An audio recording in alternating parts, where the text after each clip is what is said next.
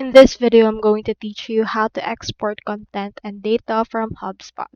So in order to do that, you first need to head over to your data type that you want to export. On this case, let's try companies. You can find them by going over to your CRM, clicking on the companies, but you can also choose deals or tickets as well as files. On my case, I have chosen a company for this case. Now into this, just select all or everything that you want to export. Let me head over and export all of this by clicking onto this, and as you can see, they are now selected. Now you just need to click on the export icon, which is this right here. Click on export. This will export it right here. Choose right here the export name as well as the file format.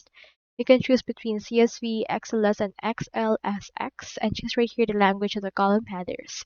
Also customize it by including or choosing the options right here. Once you're done, click on export, and after this will export this, and as you can see, it's been delivered directly into your email, so you just need to locate that email and then download it from there. So that's all there is today, and if you haven't subscribed for HubSpot yet, make sure to use our affiliate links given in the video description. Thanks for watching, and I will see you in my next video.